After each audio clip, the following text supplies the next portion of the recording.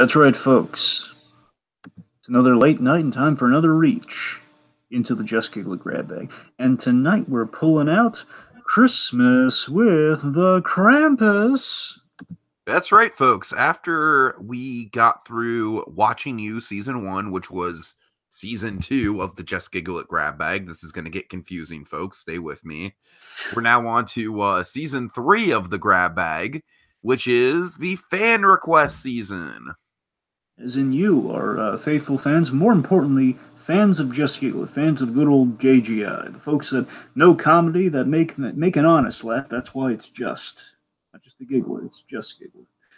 These folks, they know comedy, they've dazzled us, hence we have the whole recap show based upon the talents of these individuals, these sketch makers, these wondrous comedy geniuses.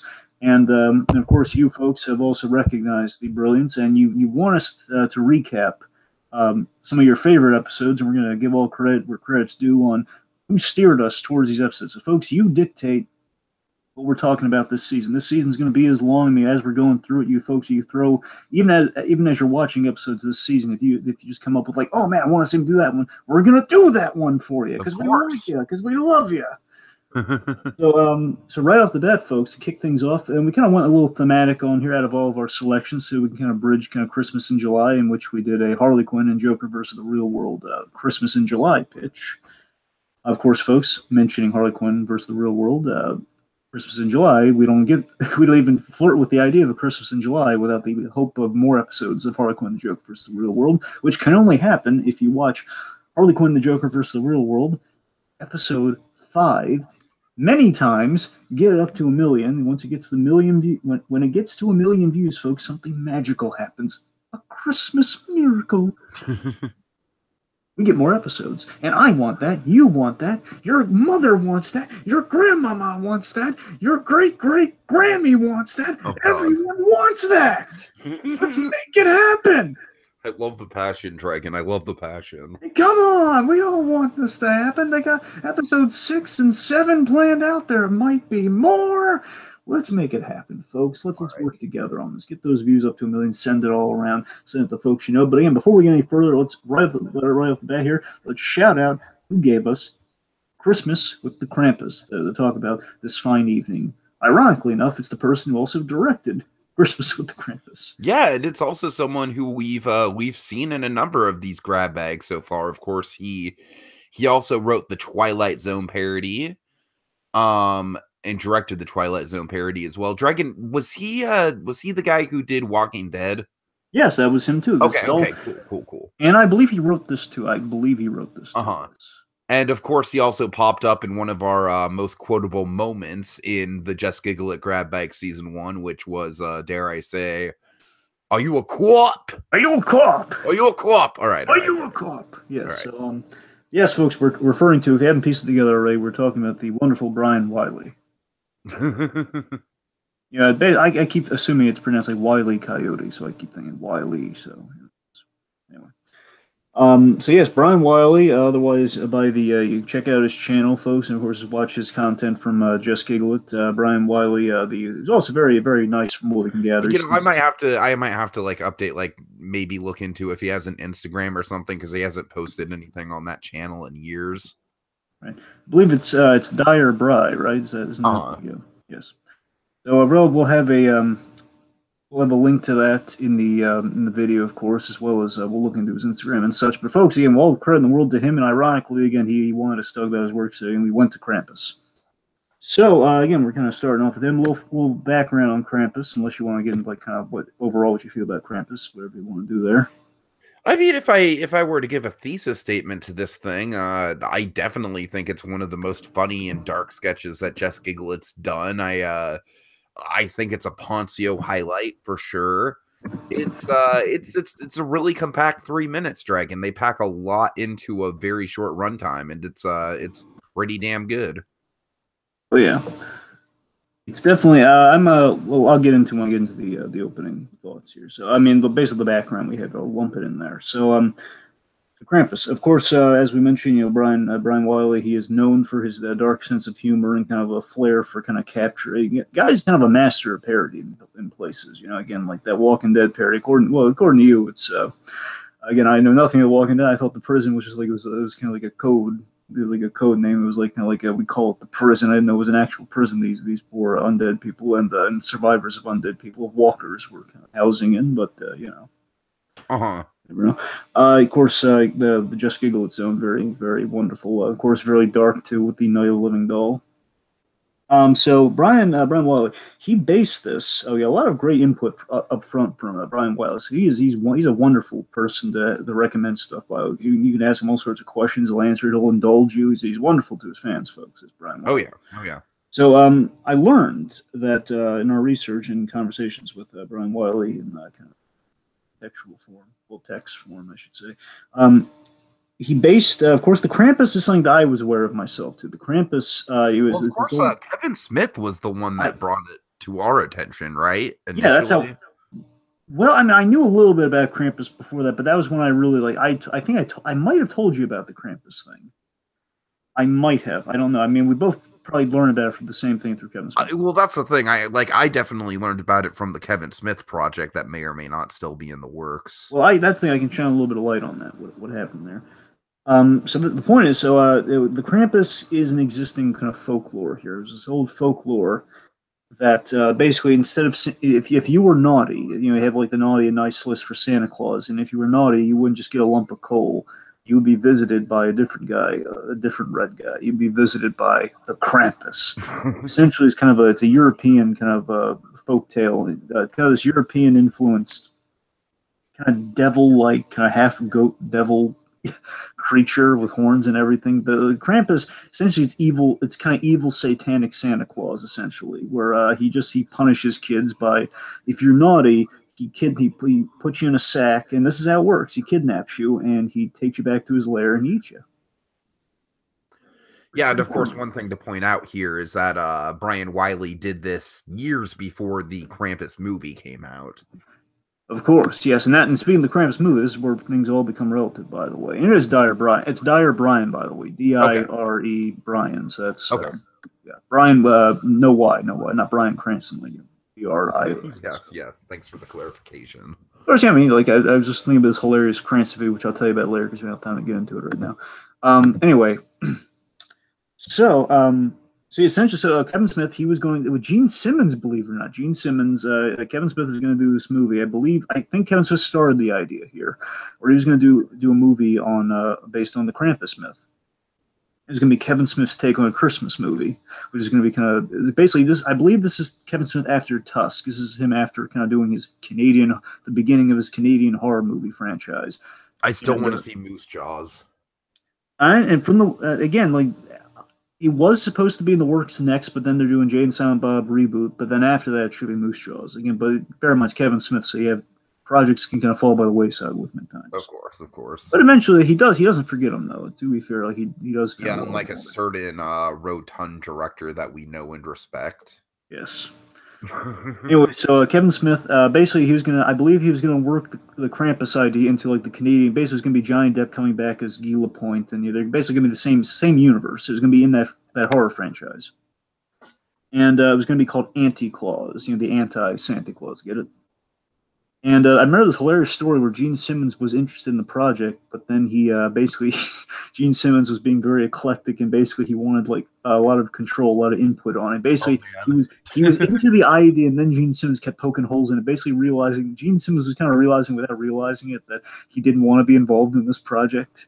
But it's just, oh yes, Kevin, let's do that. But let's honestly, that would probably be to Kevin Smith's relief at that point if Gene Simmons is just like going around and stroking his own ego in your project. But it makes for a really fun story though about what happened though, because basically it's like another John Peters story, which is hilarious. Well, I'll have to look into it. I haven't heard that story. I mean, unfortunately, TK, I'd love to link it to you, but Smodcast has been doing some weird stuff lately where we can't just look them up on YouTube anymore. It's really ridiculous. But anyway, my point is, so the reason Kevin Smith was still working on this until, and this was in 2014, he was working on this, and then something changed because the following year, the Krampus movie was made.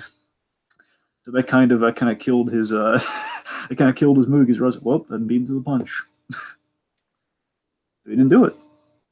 And so that's kind of where the Kevin Smith side of things ends. And yes, so back to Brian Wylie, because Brian Wylie was even beating Kevin Smith to the punch even before the Krampus guys were. Where Brian Wylie's just like, hey, I did Krampus before it was cool. Yeah. So Brian Wylie, what happened was he in high school he came by this parade of Krampuses. I kid you not. It was like an LA thing where there was like man.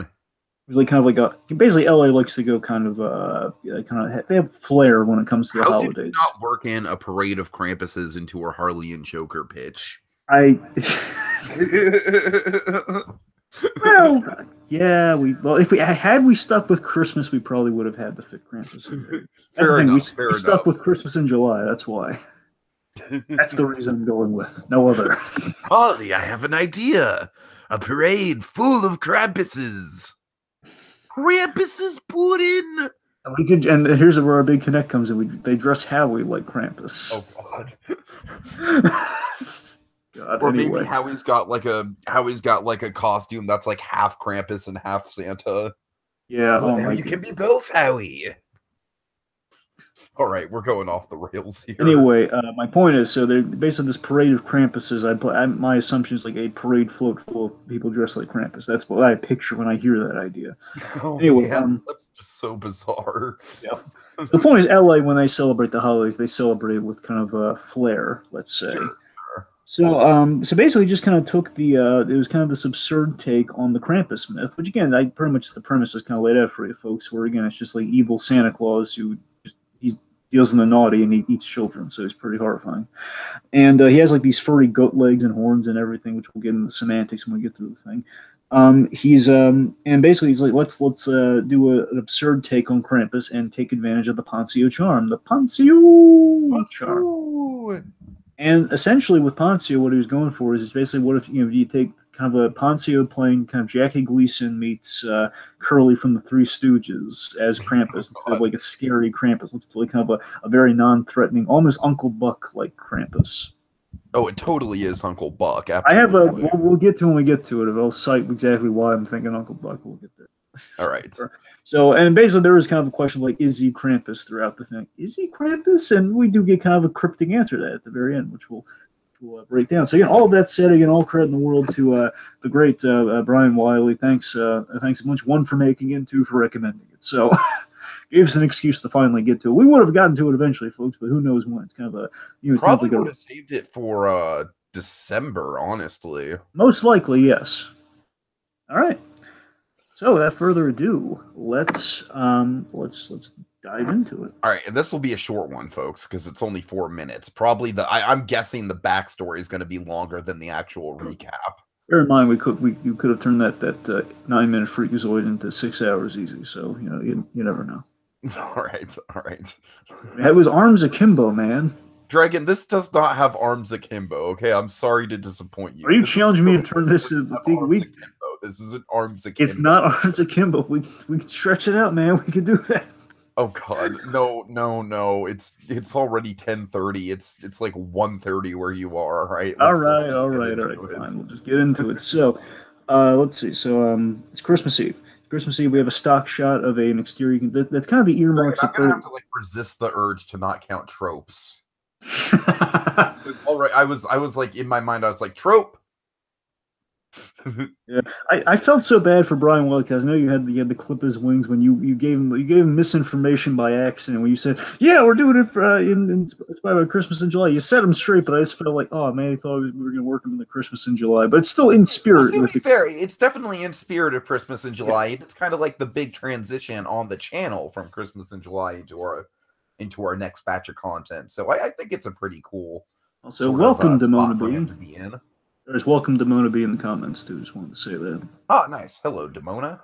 All right. Anyway, yes. So, by the way, I love you having. This is the 20th sketch by Just Giggle. By the way, a little semantical thing. 20th sketch and 20th video by Just Giggle. And the earmark of that too of early Just Giggle is we have a stock shot of the exterior of the house. So basically, it's a photograph that they push in. It's not an actual location. Something kind of note in the early Just Giggle years. So it's Christmas Eve. We have 3 kids. Okay, 3 wonderful children. Oh my God! This cracked me up the minute I saw it. So we have three children bickering, and these three children are played by Right? I don't Piper. know what it is about Piper Henson, but she just plays a little girl really well. And Piper Henson, she's got the job market of acting covered. It's like, what do you need me to be? You know, she's like honestly, she's a physicalized version of a voice actress. You know, she can play young boy, she can play, Oh, you know, she can play old mother-in-law. She can play it all, man. Oh yeah, so we had Piper Henson, who even cracks me up most out of this, by the way. Not just because I have a fondness for Piper, because I think she just nails it. Folks, whenever I talk about Piper Henson, I truly mean. I mean, she's tops in terms of talent. Just Giggle, she's one of the best, honestly. Piper Henson, we have Joshua Thomas, and we have Mal Smith. Mal Smith, who, by the way, directed One Night Stand, which is one of the best directed of the Just Giggle sketches. Oh, yes, yes. So, points for Mal Smith. She's the one in the footy pajama, the onesie. They're in PJs and footy pajamas, and so let's see. Josh plays Billy. Billy is basically tormenting Jane, who is Piper Henson. And you're saying, Josh was doing this hilarious snotty voice, which just cracks me up. He's doing like a snotty kid voice. Where he's like, yeah, but you want to know why you're adopted? Oh, I know you're not adopted, but if you were adopted, you want to know why? Okay, Piper Henson is my favorite line in this, by the way. So I'm going to get to momentarily. I don't want to point out to you. I hope you caught this for your sake. He's doing your member berries voice. He's doing oh yeah, I remember. Yeah, I could see that. That's why we kept thinking. I was like, where have I heard that voice before? Like, yeah.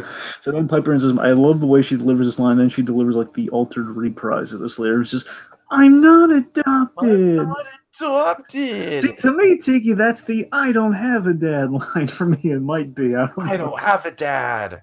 Like, that's Piper Henson's equivalent of, I'm not adopted. I still love how pridefully Ash Ketchum announces that in the that was our first grab bag, folks. Those were good times. You know why you're adopted? Because you're stupid. And it's so childish and well captured, because they capture like the childish, like the repetition, like basically it's like so realistic, kind of kids bullying other kids. Yet again, they're selling you this, the visual. Of course, they're obviously adults, but they're framed like children and they sound like children. It's so realistically written like children that it sells you, you know. I mean, there's the cell. So let's see. So they're bickering, and as they're bickering, Jordan's the Mal Smith one. Mal Smith is Jordan. So Jordan calls in their father, like, Dad, they're being annoying. So Dad comes in. Dad played by Brian Wylie himself. Man, jack of all trades, this guy. Of course, Brian Wylie we know from the Just Giggle It zone. He does a mean Rod Sterling. And Brian Wylie himself kind of describes this performance is Norman Rockwell-esque, and I very much agree with that. I know you're a huge fan of Norman Rockwell stuff. Oh, Dragon, the funny thing is, I don't even really know who Norman Rockwell is. What do you mean you don't know? I know the aesthetic of Norman Rockwell. Well, that's all you need to know. What? That's all you need to know. Like, was he an artist or what? Yeah, artist. Yeah. Okay, you see, I wasn't sure. All right. I'm saying that's it. Is that you got, man? You love the Norman Rockwell style. Henceforth, Norman Rockwell. All right. Fair enough. Anyways. Okay, so yes, you're right. So again, visually, he's Norman Rockwell, and he's kind of capturing that. But you know what's funny? I somewhat called the voice he was in because I knew I recognized it, and then I basically, when he said it, I absolutely put it together. You know, where I knew I heard this voice before. I knew it was coming from Ferris Bueller, and then basically, the voice is inspired by Sloane's dad by Cameron's impression of Sloane's dad from Ferris Bueller's Day Off. Oh man, which is astonishing. And I knew it was from Ferris Bueller, but again, it dawned on me like when he brought like, oh my, yes, that's the voice. I knew that voice, and I had a feeling somehow it was from Ferris Bueller. And I mean, on a rewatch though, it sounds kind of like James Bottomtooth from Family Guy to me a little bit. Like, that whole like, well, I subscribe to the New Yorker, that whole thing. I watch Collider. You know, he's very basically. If it's not James Bottomtooth, it's kind of a cave guy from Freakazoid. You know, it's like you're so kind. With the Norman Rockwell look, he looks vaguely like kind of like Jimmy Stewart to me. You know, I don't know if that, again, I kind of evokes the holidays. Sure. And again, it was kind of a confluence of different things, but yeah, actually, just the whole him doing like that Cameron Ferris Bueller voice is just priceless. And the cast of Just Giggle when they were filming this, they kept thinking of Mr. Hal from Gildan's Island. That's hilarious. It's hilarious. So let's see. Things at work here, children. Things you can't even comprehend. Essentially, Daddy Dearest here, he warns the kids they have to be good this time of year, especially this time of year, because of the Christmas Krampus. The Christmas Krampus is a goat horn demon sent by Satan himself. I love how So you've got to be good to each other, or else he'll come for you. I just love how straightforward he is with that line. The whole he's a goat horn demon. Well, I like how he's kind of like no nonsense about it. You know what I mean? It's like, okay, you kids are being dicks, and you better stop being dicks. But he's so non-committal that he just walks out of the room. It's like, well, I warned him. So, and of course, he warns that he's got these great big chains and giant horns. Oh man! Basically, I love how we do the foreshadowing the setup for what's about to unfold here. And then we have this, by the way, and again, this is also what's selling me here. I love that Mal Smith, we have this great physical posing. She's like this kid in this footy pajamas that's like, trying to hide behind her brother and stuff. Like, you see, there's like a genuine sense, like as he's saying this ominous warning, you kind of feel a sense of dread here. Mm. He's saying like he's got this you hear the deafening sound of bells in this bag of emptiness, so be good to each other. And but you build this ambiance and you have this moral lesson, and it's a straight sell of what Krampus is all about. We have this music playing underneath, and we also have like the artist's rendering of Krampus, which is hilarious. I'm saying we have this artist rendering compared to what Krampus actually is going to look like, which is funny, and again adds to the mystique. Like, is this Krampus though? Right. So then again, Piper is trying to steal it here. Says, "I'm a good kid." So then I'm sorry, this is so funny. Joshua Thomas doing a snotty. Yeah, but you know why you might be eaten by the Krampus? I am not going to be eaten by the Krampus. Real quick. What I love that I just love the phrasing here, where initially he says, why you're going to be eaten by the Krampus? I'm not going to be eaten by the Krampus, and then he responds with, okay. You know why you might be eaten by the... That's how he loops. That's how he gets her. It's like, why? It's like, because now she needs to know. Because now he's playing to my strengths of why I might be eaten. He's not saying I'm going to. He's saying why I might be eaten by the... Because you're adopted. I'm not adopted. I'm the nice one, okay? And then of course they're starting to bigger. Hey, be on my side, because now Jordan's ganging up on him. Be on my side. We're blood. Yep, so then down the chimney, and I got to admit, this is kind of like the opening shot here. It's like, yeah, the dust effects it's kind of fake looking. Yeah, I'll give it a holiday pass. Sure. Well, again, not... yes, we'll give it a Christmas in July pass, sure. So then a Poncio enters. A wild Poncio appears. Yes, and of course they have this realization, it's the Christmas Krampus! So basically the Krampus here, of course here, folks, we like to break down the comedy and kind of the what JustGiggleIt's kind of getting at with the videos here and the writing and such. And essentially the comedy here is, it's the best way I can phrase it, it's a big bad wolf joke. It's the old big bad wolf gag. That's kind of what they're doing with the Krampus in general here. Uh-huh. The whole like the age old I'm sorry, let me rephrase. Maybe not big bad wolf. I missed. White wolf? Is that what you're trying to say? Yeah, that's what I meant. But I was thinking. Yeah. Sorry, I got my wolves confused there. But yes, that's exactly the one I mean. But basically, it's the little red right, the wolf from Little Red Riding Hood. It's the whole what big teeth you have, Grandma. Essentially, it's one of those gags for the whole thing with Krampus, which I thought was really clever. And it's kind of a folk tale. It's kind of a fairy tale for a folk tale, which kind of goes hand in hand somehow. So. Basically, what we did with Krampus here is we give him the likability of Poncio, and essentially he's so Uncle Buck-esque, and I wonder if this is because I imagine Joshua Thomas has a fondness for Uncle Buck, because he worked in Uncle Buck. He worked in Uncle Buck into Erasaway. Remember?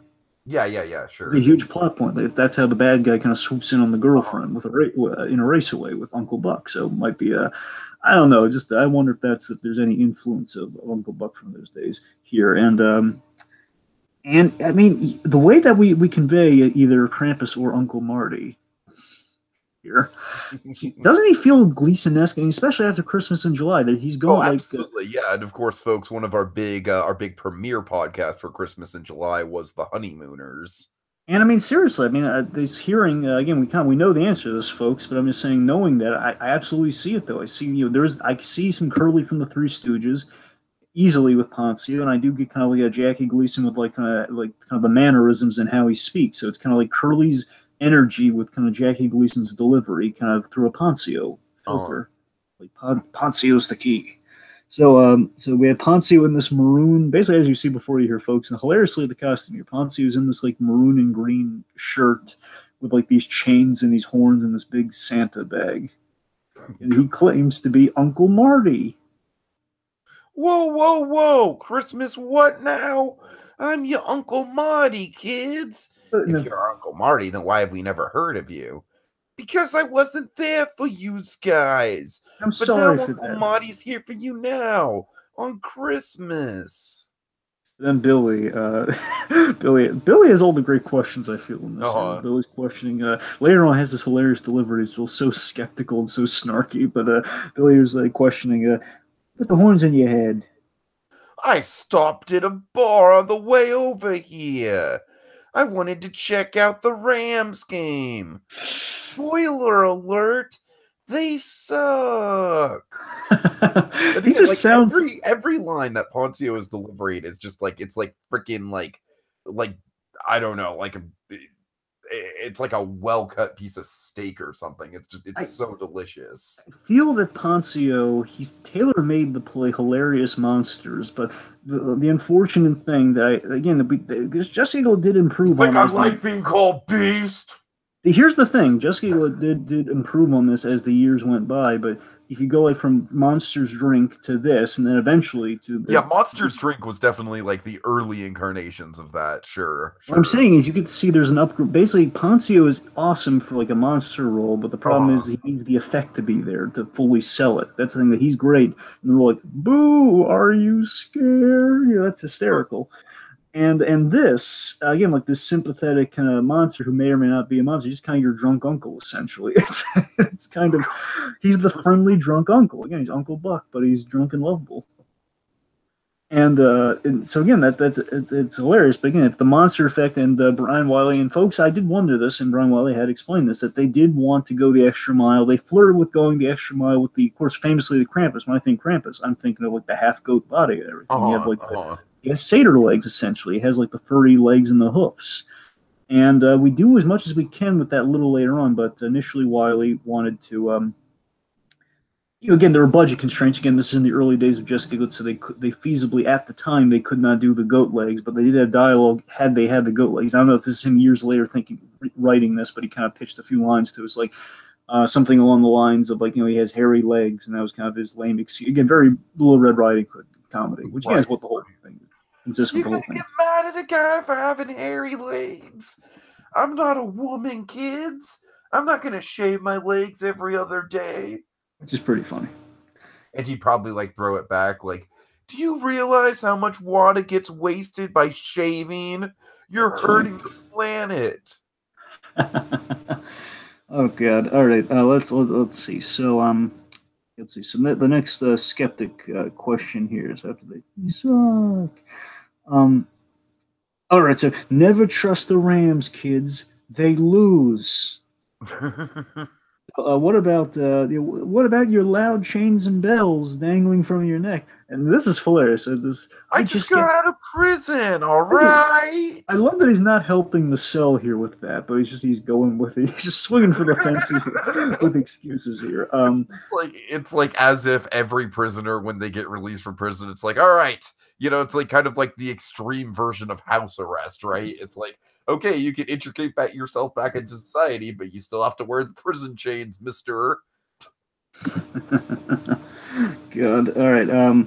So let's see. So then we see the large, and then we have Piper Henson questioning the large empty sack. What about that large empty sack? Now this one, is my favorite bit. This is my favorite. Tell him.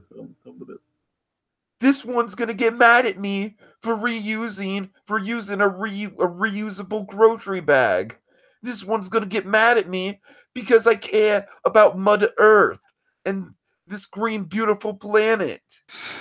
I love that because I just love humor like this where jerk characters just throw something back in your face.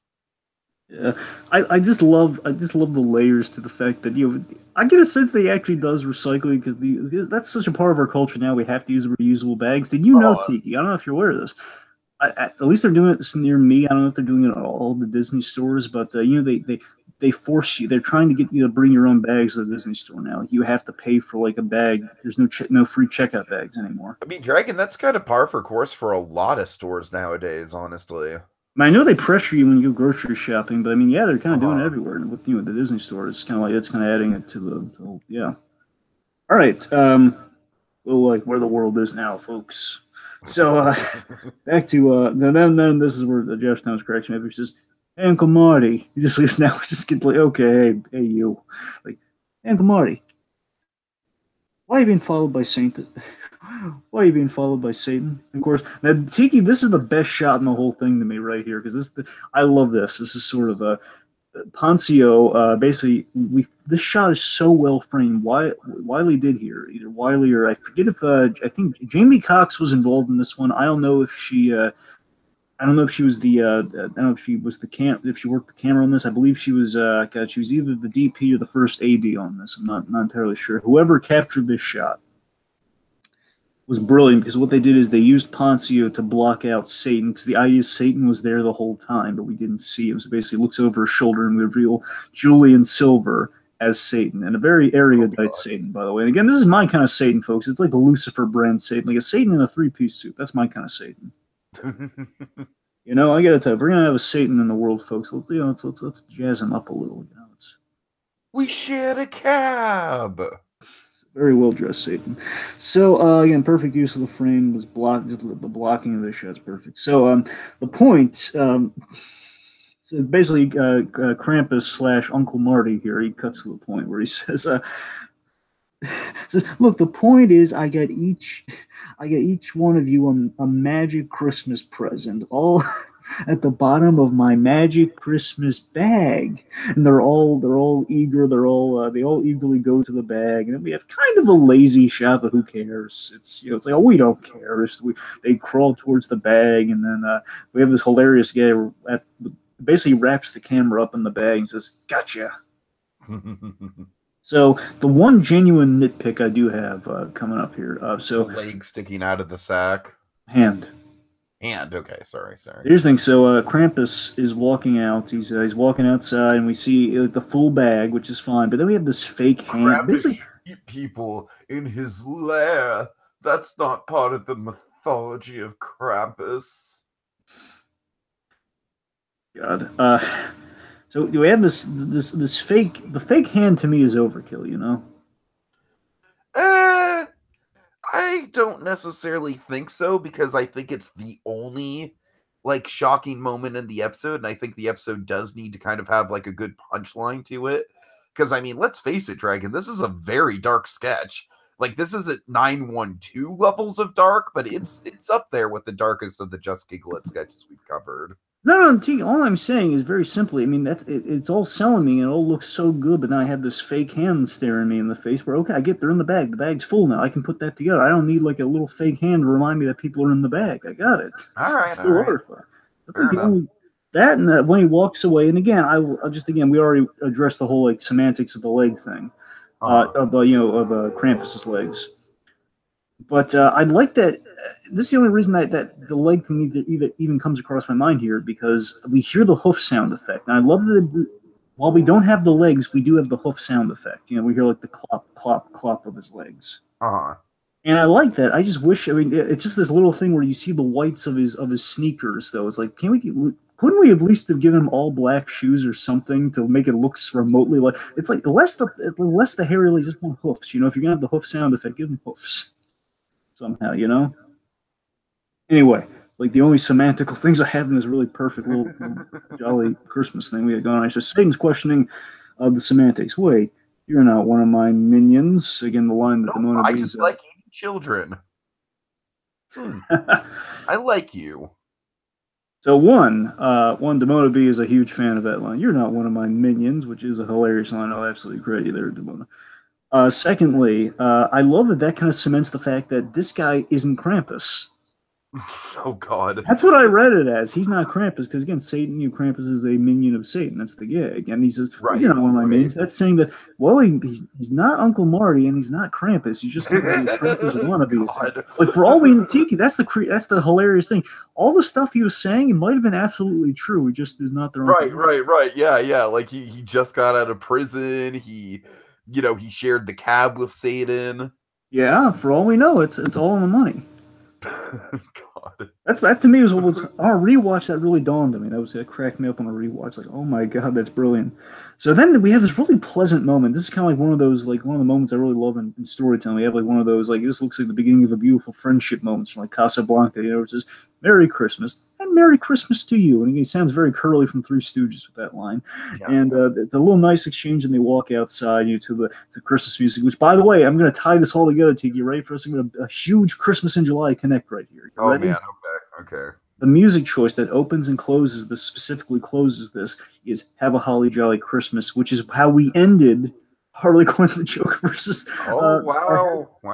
Okay. But we had Piper Henson sing because I didn't know if they're going to be You're right. I didn't know if they're going to be able to clear it, but I mean, by proxy, we ended on Holly Jolly Christmas too. It's so trippy. So it's all relative, folks. It's all spinning around there. Yeah. And that's the short in a nutshell, Dragon. I don't have much else to add to it. I think it's a very concise, very well written, very well directed short. Of course, Poncio steals the show. And like you said, there is kind of some levels of playful storytelling there where it's like, wait a minute, this guy isn't Krampus. He's not the uncle. Who the hell is this guy? There's some minimal but effective high concept storytelling at play at this one. Oh yeah. So overall for me, it's a very strong performance, but I don't want to say by everyone, but especially Poncio MVP as always. But I mean, again, Piper Henson, she cracks me up. Again, honestly, this is a good one. I mean, we've been doing Watching You Free and for a whole season, so I've been kind of missing Piper Henson in action. I gotta be honest. It was really refreshing that we start off with like, yeah, there's that Piper Henson. She's so talented, and Joshua Thomas having like a really good rapport with her, and then of course Poncio just kind of schooling them all there. He says, okay, Poncio's entered the frame, kids, go home, get your juice boxes, go home, Poncio. If Poncio showed up for work, kids, they're all like, honestly, I've always said this to you. They're always the I'm gonna institute this. They're the holy trinity of Just Giggle. Oh, absolutely, I think so too. Yeah. If you add three actors of Just Giggle to kind of earn a letter of JGI, of like one's J, one's G, one's I, it's those three. Yeah. So it's a solid sell. It's a solid sell. We get strong performances. It's a fun slant on Krampus. Again, the hoofs are the only thing I think would have made it just completely perfect. But it's delightfully silly and merry in its intent. So I can't say enough nice things about this. It was really really delightful. And I think, just to kind of give it context, I think they worked. I don't know if it was just because maybe it was funny, or maybe because it was just because they got more right than they did wrong in the costuming on Krampus. But this to me felt like something like Monsters Drink was lacking, where the joke was there, everything was delivering, but the lack of makeup was really distracting, where I guess we limited it to one character. And I think in premise, the fact that the character's supposed to look kind of fake, I think that's what kind of saved it. So by that logic, I guess it's I think that's what made it kind of better than something like another Poncio monster comedy video, Anyway, so again, major props to Krampus. Another, Brian Wylie knocked it out of the ballpark. He's kind of creeping up on Joshua Thomas, like, for another Joshua Thomas grand slam. Brian Wylie home run. Okay, so I guess that does it for us, folks. Of course, we'll be back next week for another on some of the Just Go Grab Bag, in which we will be covering I won't say what yet, but we'll be covering yet another fan requested recap of a Just Giggle It sketch. By all means, folks, keep adding them to the pyre. We will cover them, even if we're going through the season. We'll extend the season just for you, because we care about you, because we love you. You say a name, we're going to do it, buddy. And we're going to give you a credit. We're going to link you. We're going to set you up. So thank you to everybody who's tuning into this Nimona B, and I guess that'll do it until next reach into the Just Giggle Grab Bag. Spoiler alert, they suck!